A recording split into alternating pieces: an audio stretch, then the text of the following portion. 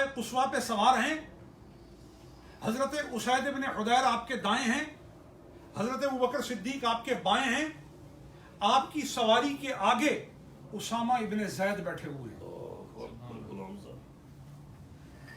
उसामा इब्न ज़ैद कौन है? हजरत ज़ैद इब्न हारसा के बेटे। ज़ैद इब्न हारसा कौन है?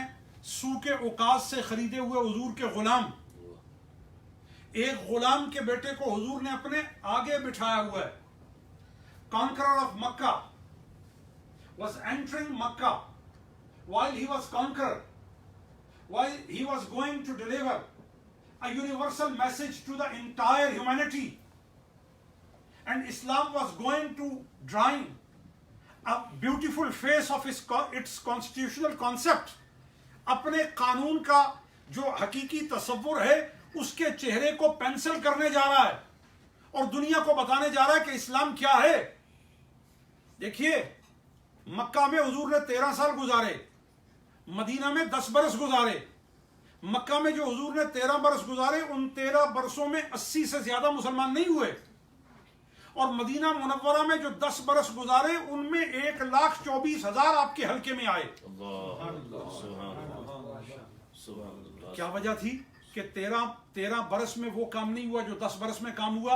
असल में 13 बरस में हुजूर ने कैरेक्टर बनाया।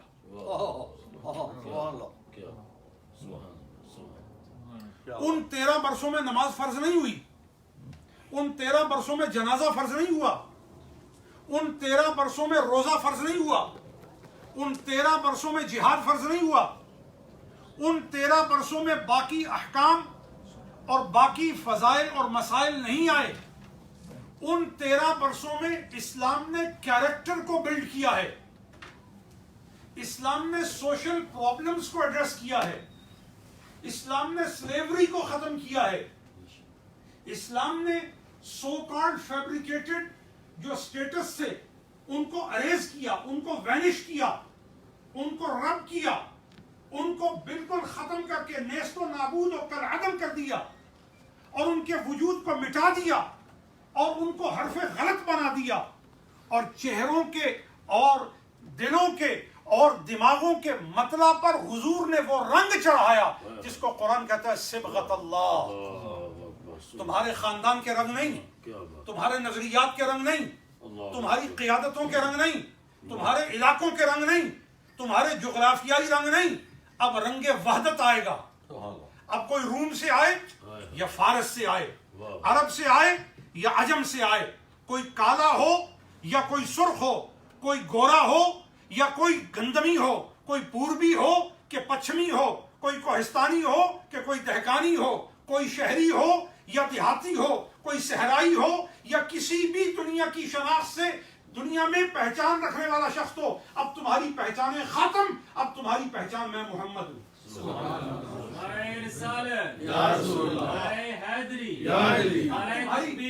अब तुम्हारी पहचान मैं मोहम्मद हूँ और मैं इस पे एग्जिबिट करता हूँ वो सर्कमस्टांसल विटनेस कि हुजूर फाते हैं, उस मक्का में दाखिल हो रहे हैं जिस मक्का से हुजूर को हिजरत के हालात बना करके मदीना जाने का सामान दिया गया कि अब आपको यहां से कूच करना होगा, यहां आपके लिए फजा साजगार नहीं है। जब हुजूर मक्का में रह करके 8वें बरस 8 साल तक मक्का के साथ अमली राब्ता न रहा और हुजूर 8 साल बाद 8वें साल में मक्का फतह हो रहा है और जब हुजूर के गुलाम मक्का से हिजरत करके जाते हैं तो हुजूर से पूछते हैं या रसूलल्लाह हम मक्का से मदीना जा रहे हैं, कैसे जाएं? हुजूर ने फरमाया कुछ लेके नहीं जाना, 2 हाथ 2 पांव 1 मुंह 2 कान 2 आंखें, समी और बसीर होकर शाकिर और साबिर होकर। शाकिर और साबिर होकर जाना है। और पूरे मक्का की इनान इख्तिदार हुजूर के हाथ में, मक्का में किसी को जुर्रत नहीं कि आंख उठाकर हुजूर को देख सके। और हुजूर फातिहाना उसी मक्का में दाखिल हुए जहां से निकलने के सामान बने थे। अब हुजूर जब मक्का में आए, हुजूर फाते हैं, हुजूर हुक्मरान हैं, हुजूर वहां के जो हैं वो फतह करने वाले हैं, दुनिया की कोई ताकत नहीं जो हुजूर से सवाल कर सके। और आज वो मौका है कि जब हुजूर को काबा में दाखिल होने से इनकार किया गया था और दरवाजा खोलने से जहद किया गया था, आज अजीब मामला है کہ عثمان ابن طلحہ کلید بردار کعبہ، حضور نے مطالبہ نہیں کیا کہ کعبہ کا دروازہ کھولا جائے، میرے لیے چابی لائی جائے۔ عثمان ابن طلحہ اپنی پام پر دونوں ہاتھوں کو جوڑ کر کلید کعبہ ہاتھوں پر رکھ کر حضور کے سامنے سر جھکائے، آنکھیں نیچے کیے، چابی آگے بڑھائے، حضور کو چابی پیش کر رہا ہے۔ اور حضور کی کرم نوازی کی حد دیکھیں، یہ وہی شخص تھا جس نے دروازہ کھولنے سے انکار کیا تھا، حضور نے انہیں ہمکنار کیا جنہوں نے محروم کیا تھا۔ حضور نے ان پر کرم نوازی کی غایت کی جنہوں نے بے وفائی کی غایت کی تھی۔ حضور نے ان پر اپنی مہربانیوں کی حد کی جنہوں نے اپنی جفاکاریوں کی حد کی تھی۔ حضور نے چابی کو ہاتھ بھی نہ لگایا۔ حضور نے فرمایا عثمان ابن طلحہ ہم لینے والے نہیں، دینے والے۔ تم نے ابھی بھی ہمیں نہیں پہچانا، ہم لینے والے تو نہیں، ہم تو دینے والے ہیں۔ ہم نے یہ چابی تمہاری نسل میں رکھنے کا فیصلہ کر دیا۔ اور یہ بات تاریخی حقیقت ہے کہ اس وقت تک عثمان ابن طلحہ نے کلمہ نہیں پڑھا تھا۔ حضور کی اس بخشیش پر عثمان ابن طلحہ چابی تو کیا دیتے، اپنا دل دے بیٹھے حضور کو، اپنی خواہشیں دے بیٹھے حضور کو، اپنے ارادے دے بیٹھے حضور کو، اپنی دل کی توانائیاں دے بیٹھے، دماغ کی توانائیاں دے بیٹھے، اپنے نام و نشان و نمود و شہرت حضور کو دے بیٹھے۔ مگر سید کائنات صلی اللہ علیہ وسلم نے ان کے اکرام میں اضافہ کیا اور چابی انہیں واپس حوالے کی۔ ان ساری باتوں کے پس پردہ جو بات آپ کو کہنی ہے، حضور فاتحانہ طور پر مکہ میں داخل ہوئے۔ حضور کی سواری پر حضور کے آگے اسامہ ابن زید ہیں۔ کیا وجہ ہے؟ کبھی آپ نے سوچا؟ عبد الرحمن ابن ابی بکر بھی تو بیٹھ سکتے تھے۔ میں نے محمد بن ابی بکر کا نام نہیں لیا، مجھے شعور ہے نام لینے کا، کہ تاریخی طور پہ جس کا نام لوں اس کا نام سواری پر بٹھانے کے لیے آپ کو درایتاً ممد ہونا چاہیے کہ وہ سواری پر بیٹھنے کے لائق ہے یا نہیں۔ تو عبد الرحمن ابن ابی بکر بھی تو بیٹھ سکتے تھے، نہیں بٹھایا۔ عبداللہ بن عمر بھی تو بیٹھ سکتے تھے، نہیں بٹھایا۔ حضرت عثمان کی اولاد میں کوئی ایسا نہیں تھا کہ جس کو بٹھا سکتے۔ اور اجلہ صحابہ میں سے اسید بن حضیر جو حضور کے دائیں تھے، سید الخزرج ہیں، ان کے بچے موجود تھے، ان کو بٹھا سکتے تھے۔ باقی اکابر رؤساء قبائل بھی موجود تھے، ان کو بٹھا سکتے تھے۔ کیا وجہ ہے کہ حضور نے اسامہ بن زید کو بٹھایا؟ تو حضور نے یہ بتایا کہ آج کے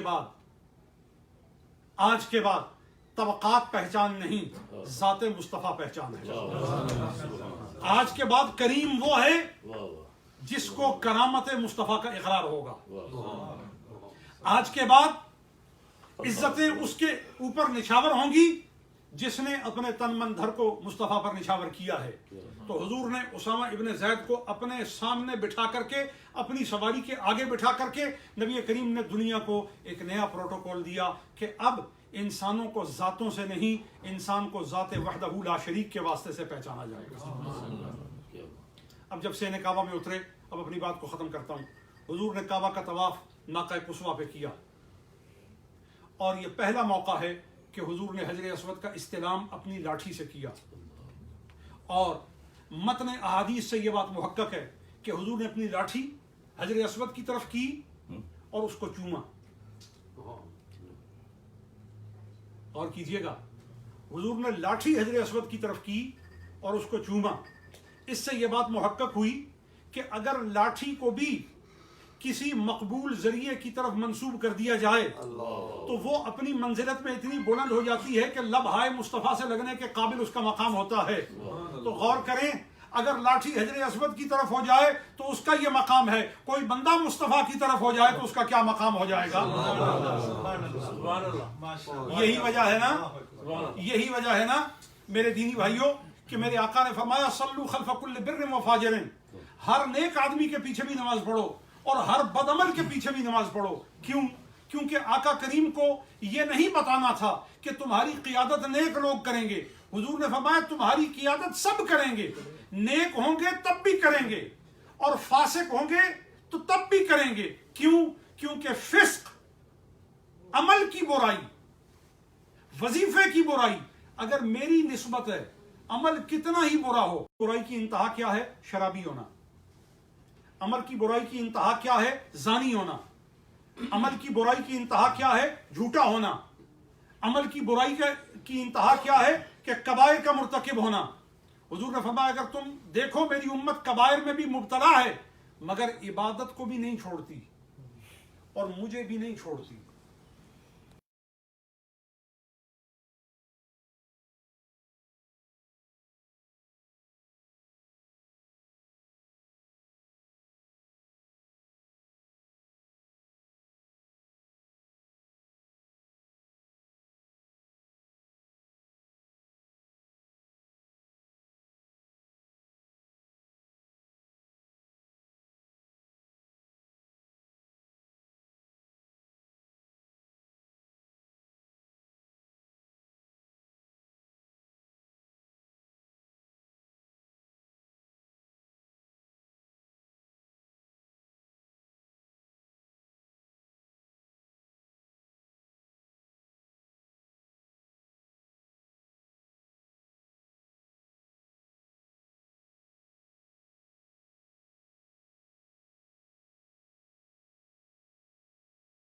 अकीदे की वजह से हम ये बात समझाना चाहते हैं, जिसका अकीदा हुजूर के साथ न रहे वो हमारा भी नहीं रहता है।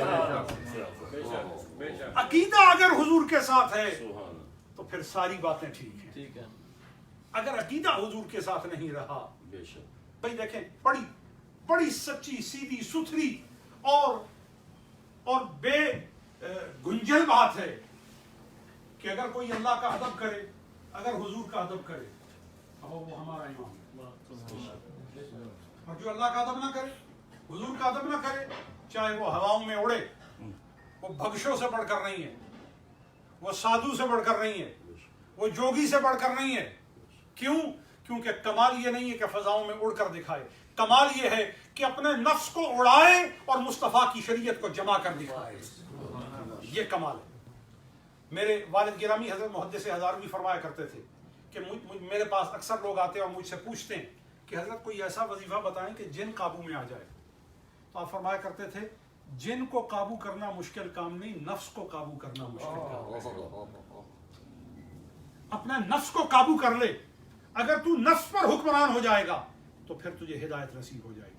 अब जब हुजूर ने इस्तिलाम करके काबा शरीफ में कायनात को निज़ाम हिदायत दिया तो आपने काबा पर हजरत बिलाल को चढ़ाया, सक़्फ़े काबा पर हजरत बिलाल को चढ़ाया। बस अपनी बात समेटता हूँ। सक़्फ़े काबा पर हजरत बिलाल को चढ़ाया और काबा की छत उन 7 जगहों में से एक है जहां नमाज नहीं होती, नहीं होती। 7 वो जगह जहां नमाज नहीं होती उनमें काबा की छत एक है। आप हैरान होंगे कि पीर साहब ये क्या बात कह रहे हैं, शायद वो तो दुनिया की सबसे मुक़द्दस जगह है। तो मैंने तक़द्दुस और अदम तक़द्दुस की बहस नहीं की है, मैंने जो जवाज़े इबादत है, इज़्ने इबादत है, इम्काने इबादत है, फ़िअले इबादत की कबूलियत के दारो मदार के मूजिबात व इलल हैं, मैंने उसके तनाजुर में बात की है। क्योंकि काबा की छत पर नमाज इसलिए नहीं होती कि काबा सजदे की सिमत है, काबा जिहते सजदा है। जब आप काबा की छत पर चढ़ गए तो अब सजदा किधर करेंगे? जिहते सजदा ना रही। अब हजरत बिलाल को हुजूर ने फरमाया काबा की छत पे चढ़ जा। जब चढ़ गए तो अर्ज़ किया रसूलल्लाह अब मैं क्या करूं? फरमाया अब अजान दे। तो थोड़ी देर के लिए मुतवक्किफ हुए। हुजूर ने फरमाया बिलाल क्यों मोहलत पकड़ते हो, क्या तुम्हें इंतजार है? अर्ज़ किया रसूलल्लाह काबा की छत पे हूं, जब जमीन पे होता था तो काबा की तरफ रुख करके नमाज अजान पढ़ता था, अब बताइए कि किस तरफ रुख करूं और अजान कैसे दूं? हुजूर ने फरमाया वज्जे इलैया व अज़्ज़िन। फरमाया जब जमीन पर था तो काबे को मुंह करता था, अब जब काबे पर आ गया है तो मुस्तफा की तरफ मुंह करके अजान नारे तकबीर, नारे रिसालत, या रसूलल्लाह, तो शान मुस्तफा। लिहाजा ये बात बताने का मकसद ये है कि नबी करीम सल्लल्लाहु अलैहि वसल्लम की तरफ अपनी रूहों को कर लीजिए, अपने अमाल को कर लीजिए, अपने ज़ाहिर व बातिन को कर लीजिए, اور میں سمجھتا ہوں ہماری خانقاہ محبوب آباد جو ہمارے ملک میں مروج طرز سیاست ہے، اس کی وجہ سے سیاست سے دور ہے اور کبھی سیاسی حصہ نہیں لیا، کبھی کسی پارٹی کے لیے فیصلہ نہیں کیا کہ کس پارٹی کو ووٹ دیں کس کو ووٹ نہ دیں۔ اس کی وجہ یہ ہے، یہ فیصلہ کرنا ہمارے لیے ہمیشہ اس واسطے مشکل رہا کہ چور کو ووٹ دیں یا بدماش کو ووٹ دیں، بدکار کو ووٹ دیں یا زانی کو ووٹ دیں، غدار کو ووٹ دیں یا اچکے کو ووٹ دیں، اس کے سوا آپشن نہیں ہوتا تھا۔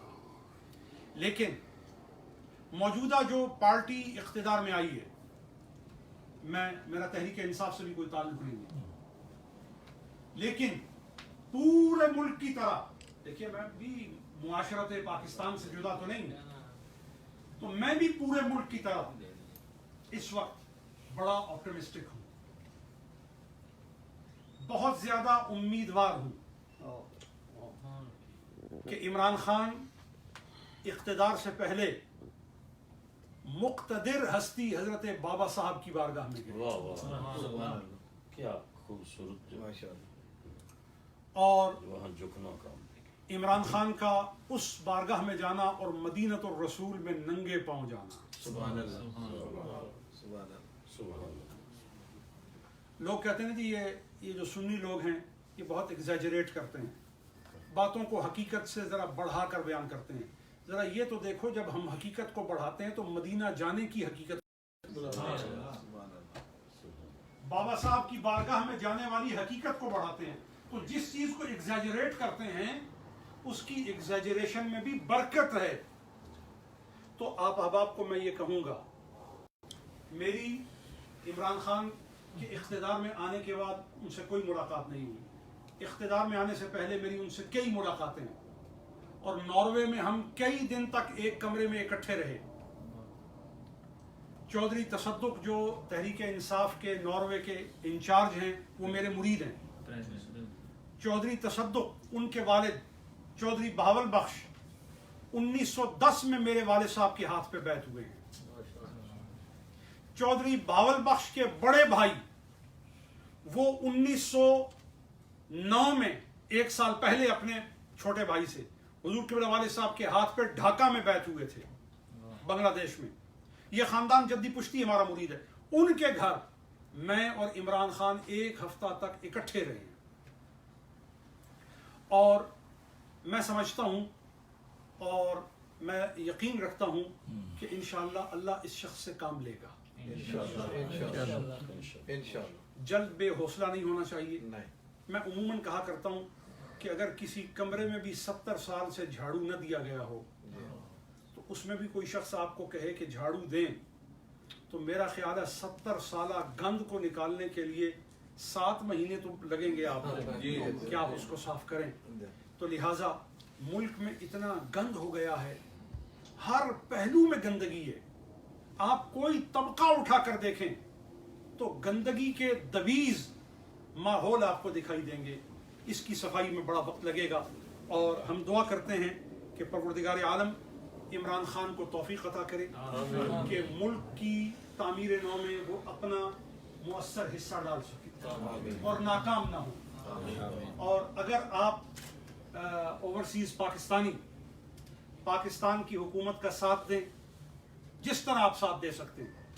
دیکھیے میں کوئی حکومت کا ایلچی بن کر نہیں آیا اور نہ حکومت کے کسی منصوبے پر آیا ہوں، لیکن اگر میں اپنی حکومت کی ترجمانی کروں بھی تو اس پہ مجھے کیا تانا ہے کہ میں اپنی حکومت کی ترجمانی کر رہا ہوں نا، پاکستان کی ترجمانی کر رہا ہوں نا۔ تو اس لیے میں آپ احباب سے یہ چاہوں گا کہ آپ احباب جہاں اپنے اپنے کردار میں اصلاح کی، اور جب میں آپ کہہ رہا ہوں تو اس میں سب سے پہلے مخاطب میں اپنے آپ کو کہہ رہا ہوں، اپنے آپ کو مخاطب کر رہا ہوں، اپنے لیے یہ بات کہہ رہا ہوں۔ تو ہمیں جہاں اپنے آپ کی اصلاح کرنی ہے وہاں ہمیں اپنی قومی ذمہ داری کی بھی احساس کی صورت پیدا کر کے اس کی بھی اصلاح کی کوشش کرنی ہے۔ پروردگار عالم ہم سب پر اپنا لطف و کرم عمیم فرمائے اور اسے غیر ممنون فرمائے، اور خان سلطان خان صاحب کو بے حد برکتیں عطا فرمائے۔ آج کی اس محفل میں جتنے لوگ آئے سب کو اپنی بے پناہ رحمتوں کی لپیٹ میں لے، دین و دنیا کی برکات سے مالا مال فرمائے۔ میں آپ سب احباب کا اس عزت افزائی کا، اس موقع پر اکٹھے ہونے کا شکریہ ادا کرتا ہوں۔ والسلام علیکم ورحمۃ اللہ وبرکاتہ۔